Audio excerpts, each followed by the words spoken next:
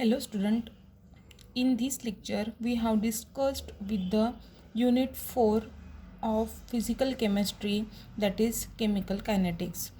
Up to the last lecture, up to the last video, we have finished with the unit 3, that is phase equilibria.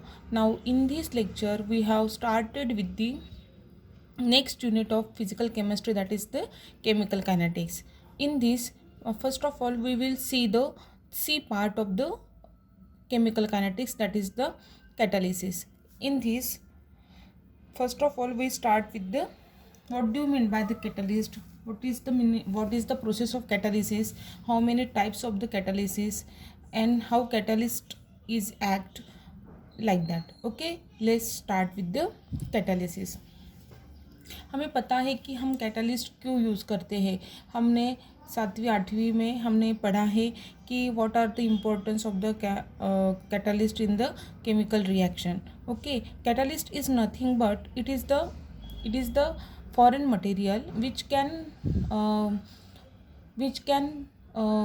increases the rate of the reaction, and after the completion of the reaction it get recover as it is. Okay, उसे हम क्या बोलेंगे, catalyst बोलेंगे. So let's see the one by one according to the book PSP. Okay, it is needed fascinating that certain reaction which do not proceed to a completion even when carried out for the indefinite period of time. मतलब कुछ कुछ ऐसे reactions रहते हैं वो हम perform करते जाते हैं, लेकिन वो परफॉर्म करने के बाद भी हमें जो प्रोडक्ट रहता है वो हमें जल्दी नहीं मिलता है.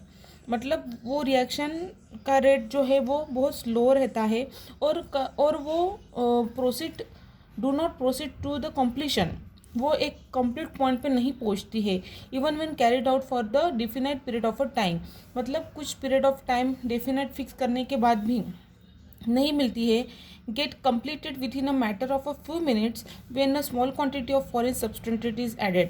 बट बहुत टाइम चलाने के बाद भी वो रिएक्शन नहीं मिलती है, but within a matter of a few minute, मतलब कुछ मिनटों में when a small quantity of a foreign substance added, मतलब छोटा सा स्मॉल क्वांटिटी ऑफ एक आध फॉरेन मटेरियल हम जब वहाँ पे ऐड करते हैं, यहाँ पे this foreign substance is known as the catalyst. वो फॉरेन सब्सटेंस को हम क्या बोलेंगे, कैटलिस्ट बोलेंगे. A catalyst is defined as substance which increases the rate of the reaction without undergoing any change and can be removed as such at the completion of the reaction. मैंने अभी introduction में आपको बताया था कि क्या है, वो क्या करता है, वो रेट ऑफ द रिएक्शन बढ़ाता है और after completion of the reaction they can be recovered as such that the completion of the reaction. मतलब एज इट इज़ वो रिकवर होता है और जो हमें अल्टीमेटली जो प्रोडक्ट चाहिए रहता है वो हमें मिलता है, उसे हम क्या बोलेंगे, कैटलिस्ट बोलेंगे. This foreign substances which can helps for the increase the rate of the reaction and after completion of the reaction it get recover. Okay, and the phenomena of the increase the rate of the reaction with the help of catalyst is known as the catalysis. और जो phenomena है जो क्या करता है, rate of the reaction वो बढ़ाता है, उसे हम क्या बोलेंगे, कैटालिसिस बोलेंगे. ठीक है. Now this is the introductory part of the catalyst. Let's see the general characteristics of the catalytic reactions. Okay, the catalyst remains unchanged in amount of the chemical composition at the end of the reaction. The catalyst remains unchanged in amount of chemical composition at the end of the reaction. देखो पहली जो characteristics है उसमें क्या कह रहे हैं, the catalyst remain unchange in amount.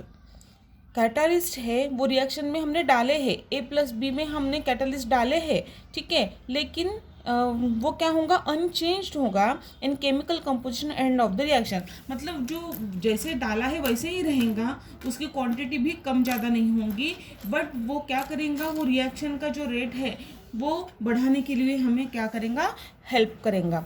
ठीक है. Number 2, only a small quantity of the catalyst is generally needed. मतलब कैटलिस्ट कब एक्टिव रहेगा, यदि हम large amount of the catalyst add कर रहे हैं कोई भी रिएक्शन में, तो वो कैटलिस्ट का कुछ मतलब है क्या? नहीं. यदि हम only a small quantity of the catalyst is generally needed, however in some homogeneous catalytic reaction. मतलब होमोजीनियस कैटालिटिक रिएक्शन में हमें small quantity of the catalyst की ज़रूरत रहती है. The rate of the reaction is proportional to the concentration of the catalyst. Okay, जो rate of the reaction रहता है किसी भी रिएक्शन का, वो कॉन्सेंट्रेशन ऑफ द कैटलिस्ट के ऊपर क्या रहता है? डिपेंड रहता है. ठीक है. For example, the rate of the inversion of cane sugar catalyzed by hydrogen ion varies with the concentration of the hydrogen ion present in the solution. और रेट ऑफ द इन्वर्शन, जैसे हमने sugar, cane sugar है, cane sugar मतलब गन्ना, ठीक है, वो कैटलिज्ड by the hydrogen ion, वो हाइड्रोजन आयन से हमने कैटलाइज किया. Varies with the concentration of the hydrogen ion present in the solution, और उसमें सॉल्यूशन में डालें. In certain heterogeneous reaction the rate of the reaction increase the catalytic surface. मतलब हमने क्या किया, केन शुगर लिया, केन शुगर में क्या डाले? पानी डाले, और उसका क्या हमने रेट ऑफ द रिएक्शन देखा. ये क्या है? हेट्रोजीनियस रिएक्शन हो गई. The rate of increase the, मतलब जो rate of the increase with the increase the area of the catalytic surface, मतलब कैटालिटिक सरफेस कितना है उसके ऊपर रेट ऑफ द रिएक्शन क्या रहता, वो डिपेंड था. Okay.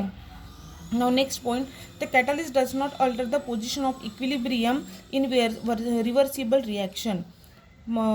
Okay, the catalyst does not alter the position of equilibrium in reversible reaction. जब reversible reaction रहती है तो catalyst जो रहता है वो पोजीशन जो रहती है वो अल्टर नहीं करती इक्विलिब्रियम की. ठीक है. This is the third point. Next point we will see in the next video. Thank you.